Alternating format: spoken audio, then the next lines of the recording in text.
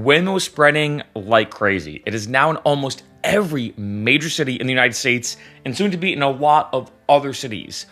But like anything in life, there are a lot of things that I wish I knew before ordering a Waymo. So in this video, I'm going to talk about the 10 things I wish I knew before getting a Waymo ride. Number 1, it's not direct. This one shocked me that when you go to order a Waymo, in terms of where you get picked up and where you get dropped off, you actually pick the point, and a lot of times it's not right where you are. So you may have to walk across the street.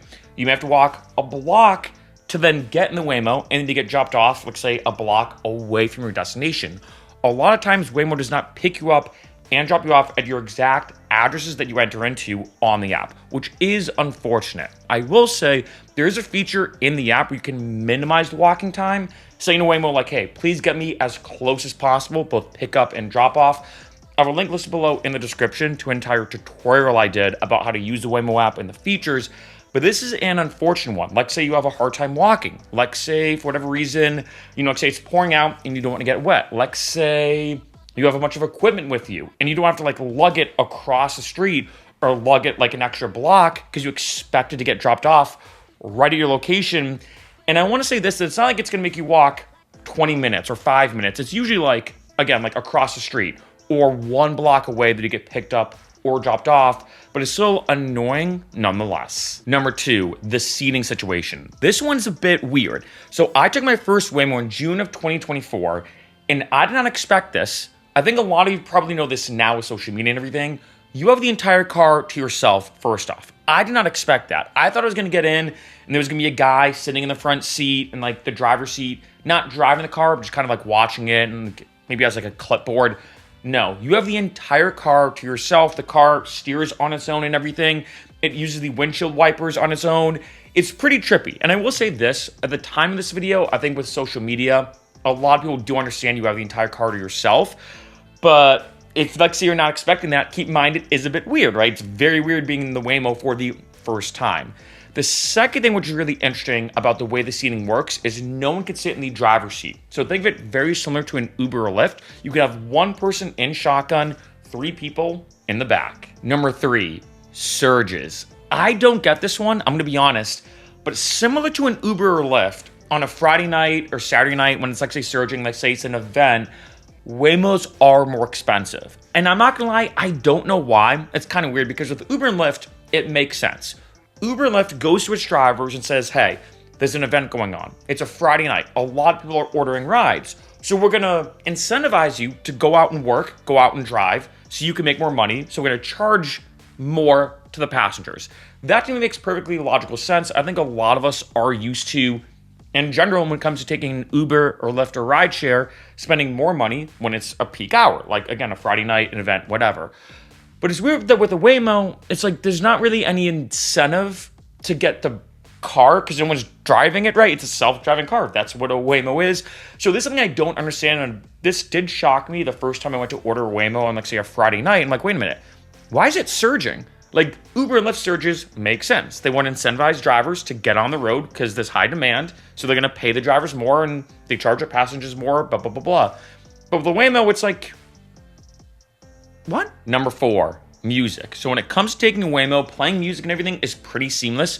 You can do it right in the app, and you can either use Spotify, YouTube Music, or iHeartRadio. Maybe they'll add more apps in the future, but right now, those are the main 3. You can easily connect it with your phone, play it right on the Waymo app, or you can do it on like the Waymo dashboard. I just find it's easier in the app.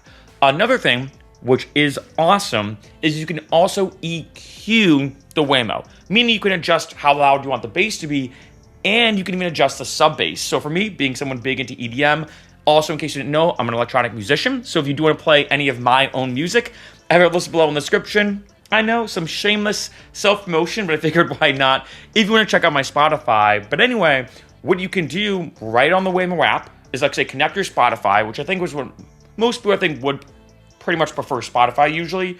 You go to Spotify, start playing music. You can go, again, to a different section in the app and adjust the EQ settings. You could turn up the bass and even the sub bass if you really want to be booming, like say going out on a Friday night. And the good thing about the Waymos too, I gotta say, is your sound system is excellent. So you can easily get in the Waymo, bump whatever music you want, as loud as you want, within reason. Obviously there is, a max limit.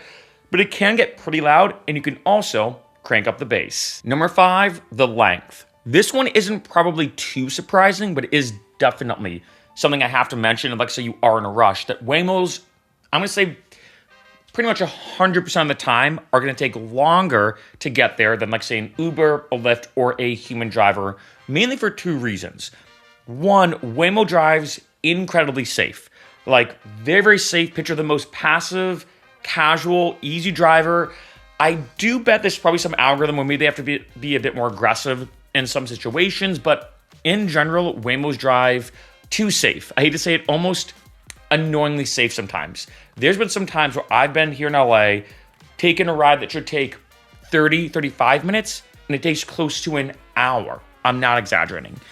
The second thing is highways. Now, at the time of this video, the exact time, Waymo's just announced that they are going to be going on highways and testing it out.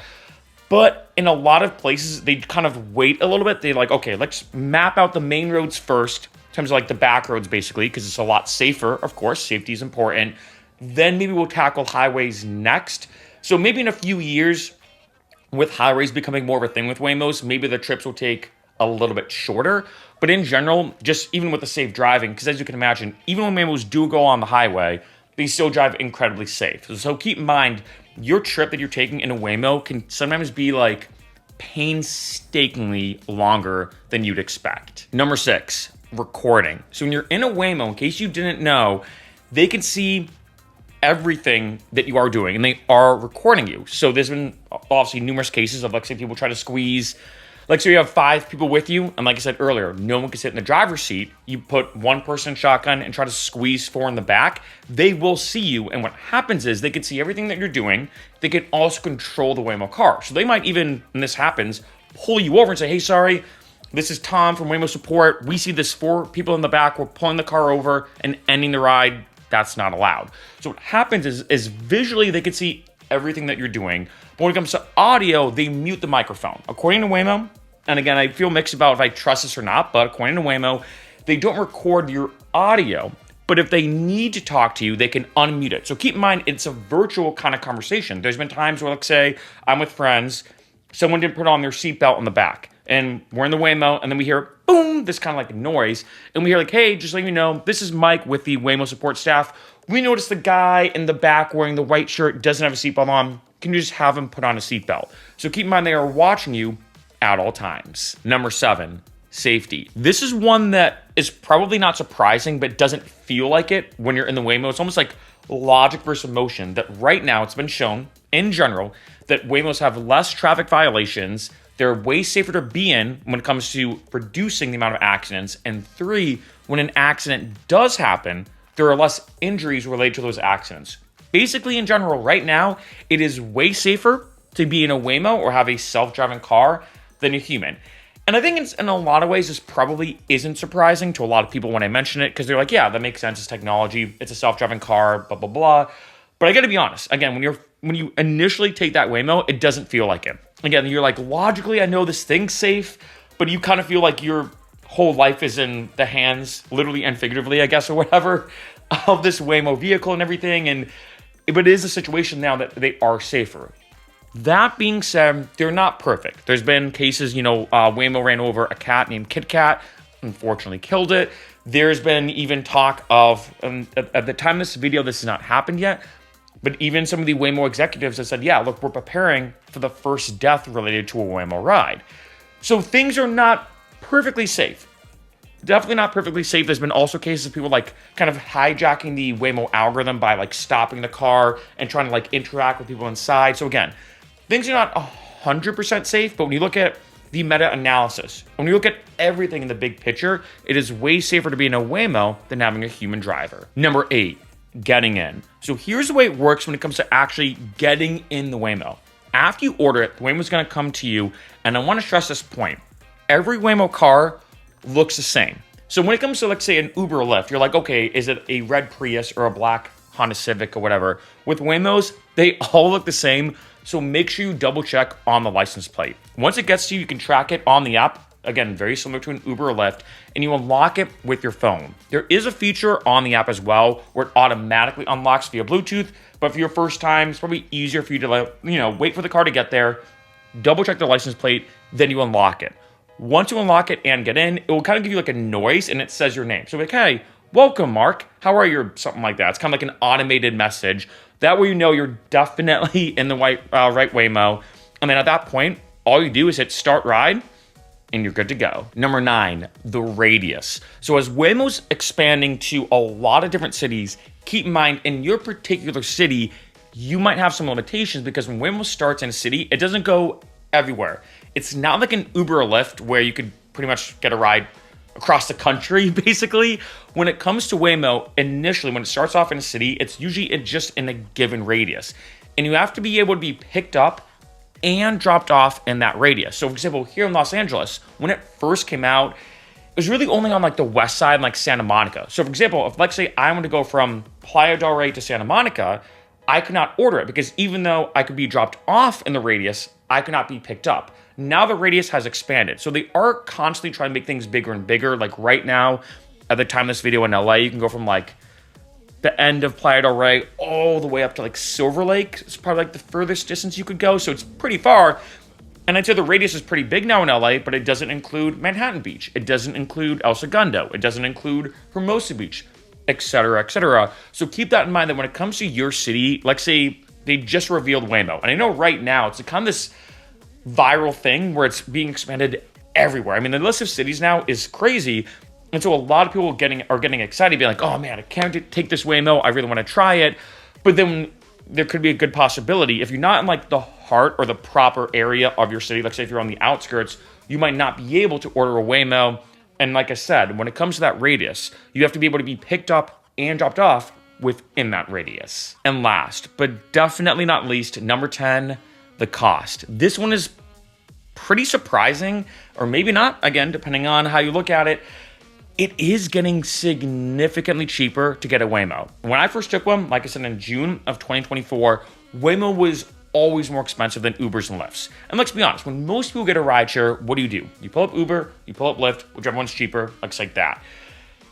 And in the beginning with Waymo, I never really checked it. I was like, it's going to be more expensive. It's always going to be more expensive because, I don't know.